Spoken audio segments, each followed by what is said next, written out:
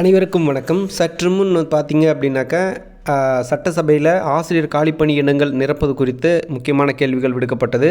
அதில் கேட்கப்பட்ட கேள்வி என்ன அப்படின்னாக்கா, ஆசிரியர் காலிப்பணிகள் 14,000க்கும் மேற்பட்ட காலிப்பணி இடங்களும், அதே மாதிரி 2,700க்கும் மேற்பட்ட பேக்லாக் வேக்கன்சிஸும் இருக்குது.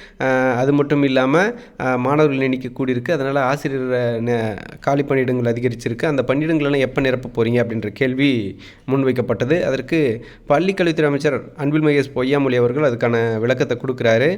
நாங்கள் பார்த்தீங்க அப்படின்னாக்கா, இந்த எங்கள் ஆட்சி வந்த பிறகு 8,500க்கும் மேற்பட்ட காலி பணியிடங்கள் இதுவரை நிரப்பியிருக்கிறோம். அதே மாதிரி 2026 முடிகிறதுக்குள்ளார எங்களால் எவ்வளோ முடியுமோ அவ்வளோ மேக்ஸிமம் காலி பணியிடங்களை நிரப்புவோம். இப்போ பார்த்திங்க அப்படின்னா பிஜிடிஆர்பி பண்ணிகிட்ருக்கோம். அதுக்கு அடுத்து தேர்வும் வரப்போகுது அப்படின்ற விஷயத்தை முன் வச்சிருக்காரு. அடுத்தடுத்து பணி நியமனங்களும் நாங்கள் செய்வோம் 2026க்குள்ளார அப்படின்ற விஷயத்தையும் சொல்லியிருக்காரு. அது மட்டும் இல்லாமல் 2026லும் நாங்கள் தான் மீண்டும் வெற்றி பெறுவோம். மீண்டும் மற்ற பணியிடங்களும் அடுத்தடுத்து வேக்கன்சி இருப்பது போல் நாங்கள் பணியிடங்களை கம்ப்ளீட் பண்ணுவோம் அப்படின்ற விஷயத்த முன்வைத்து ஒரு விஷயத்த சொல்லியிருக்காங்க.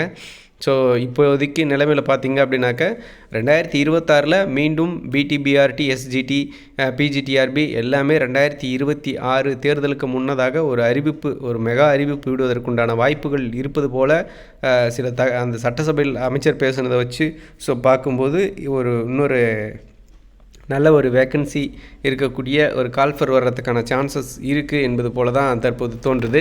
ஸோ என்ன நடக்கும் அப்படின்றத பொறுத்திருந்து பார்க்கலாம். ஸோ இப்போதைக்கு சட்டசபையிலேருந்து சொல்லியிருக்கக்கூடிய விஷயங்கள் இன்னும் சட்டசபையில் நிறைய டிஸ்கஷன்ஸ் போகும். அதில் அடுத்தடுத்து அப்டேட்ஸ் என்ன வருது அப்படின்றத பார்ப்போம். நன்றி.